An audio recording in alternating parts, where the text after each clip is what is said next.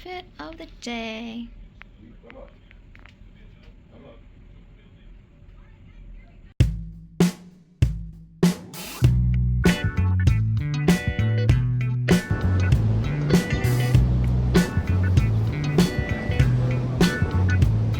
My mommy's club.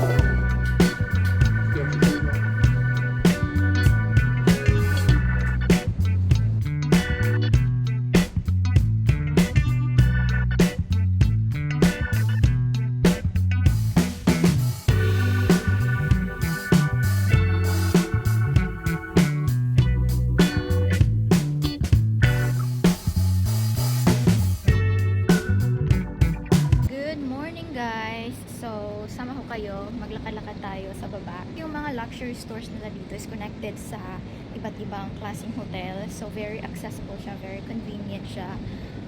Napasyalan, walking distance lang lahat. So, hindi mo na kailangan na mag-rent ng car. Kailangan mo lang mag-rent ng car if pupunta ka sa Pearl Harbor or sa North Shore, something like that. Pero, meron din naman silang mga tour bus na pwede ninyong i-avail pag bibisita kayo dito for the first time. So, ayan, ang ganda. Andito yung, ayan yung ocean view natin. But here, I'm here sa downtown area. So, I feel like I did good with booking the hotel kasi super family friendly siya and meron siyang microwave, refrigerator, everything na kailangan namin para sa bata is andito na. And also yung breakfast nila is like hindi super strict yung breakfast. Like, you can go there and eat. Pwede kang pabalik-balik between 6 a.m. to 10 a.m. Kasi wala naman silang mga roll call name, ganyan-ganyan. Katulad sa ibang hotel na i-check nila yung name mo. So, pagtapos ka ng kumain, it's like hindi ka na makakabalik. But here, you can even take the breakfast, yung food, sa hotel room ninyo. So, yun. This is my view. It's so gorgeous. So, maliit lang siya, guys. Hindi siya mahirap i-navigate. Especially if mag-rent kayo ng car. Like, mapapasyalan nyo talaga yung buong island talaga. Iba't ibang party ng island. But, here, I'm surrounded with hotels over here. And yung ocean is right there. You guys can see. So, napuntahan namin yan on the first day. Kasi namasyal agad kami. So, ayan. Let's go. Magpasyal-pasyal tayo sa baba. I-enjoy ko kasi malapit na kami umuwi. So, ayan, eto. Nakatenga din kami dito ng mga ilang days. Pahinga lang kasi pagod. So, anyway, let's go!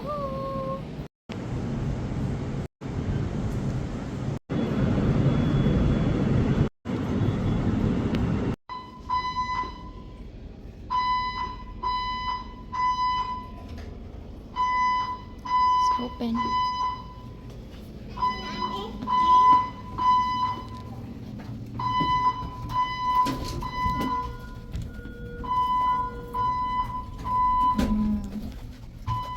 She was confused.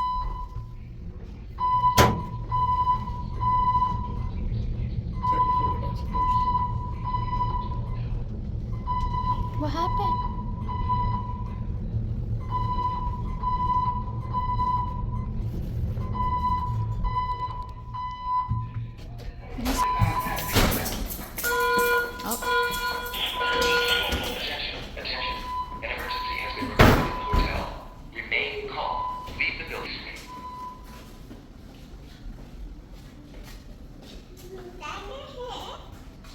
Come on, Misan. Nearest exit.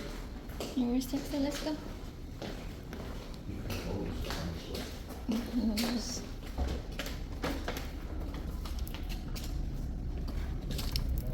Here's the exit. Contract has been reviewed.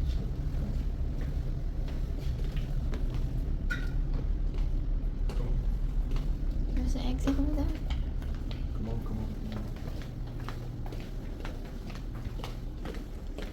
Come on. So, maglakad-lakad tayo, magsha-shopping tayo, window shopping. So, tingnan natin kung may mga affordable tayong mabibili dito. But anyway, this is how it looks like over here. Very relaxing naman dito. If mahilig kayo sa mga luxury items, mga branded na mga bagay-bagay, make sure to bring a lot of money kay talagang mauubos yung pera nyo dito. Anyways, marami din namang mga mumurahing store dito. Like, meron silang tinatawag na ABC store. It's basically souvenir store. So, mura lang din yung mga benta nila ng mga bagay-bagay. So, Chanel, ito talaga yung pinaka na hihintay namin. So, mag-wait kami dito until mag-open sila. Close pa kasi sila. So, mga 12 p.m. pa sila. 12 noon sila nag-open. But, wala lang. Magtingin-tingin lang tayo dito sa Chanel. And then, meron dito Yves Saint Laurent or Saint Laurent katabi ng Chanel. So, maganda din yung brand na yan. Marami din silang mga magagandang items na medyo on the cheaper side compared to Chanel. So, while waiting, iikot-ikot muna namin kayo dito sa harap.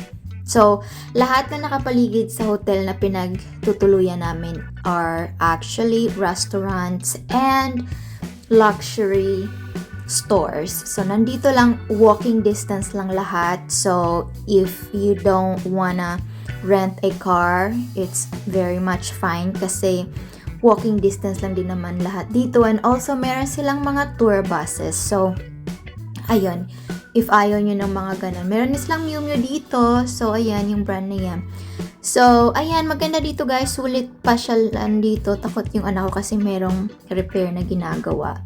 So, anyways, maglakad-lakad muna tayo. Pero, babalikan namin yan later. But for now, iikot ko muna kayo sa kung ano mang bagay yung maikot natin. So, ito yung paligid dito. Ayan, mga souvenir stuff. Lahat-lahat meron dyan mga store, kahit ano-anong stores. And maganda yung weather today.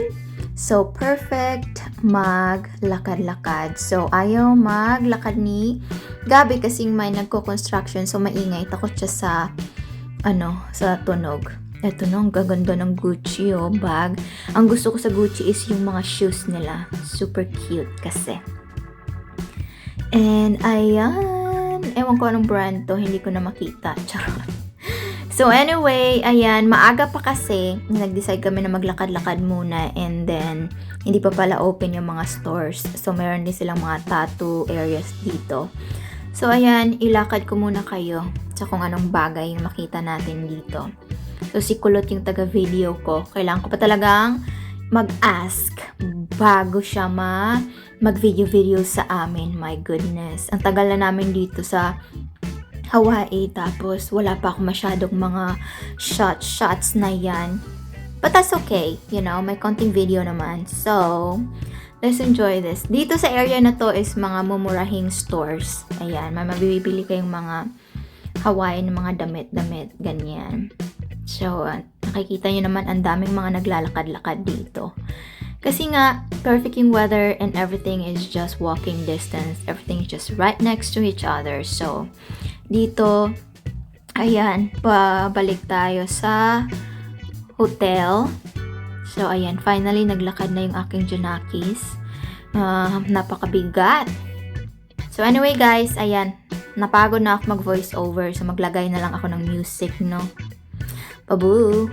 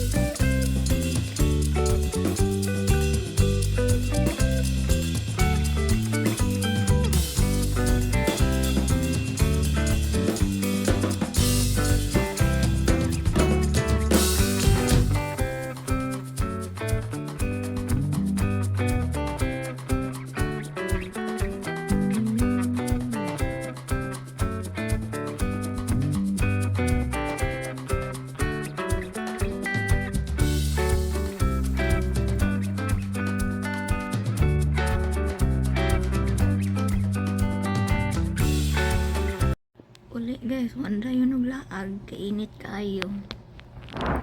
Anya gikapoy ang bata in town. Na magbantay bata sa tani. Kinami ko anan. Atinan unyang gabi luwa, whatever.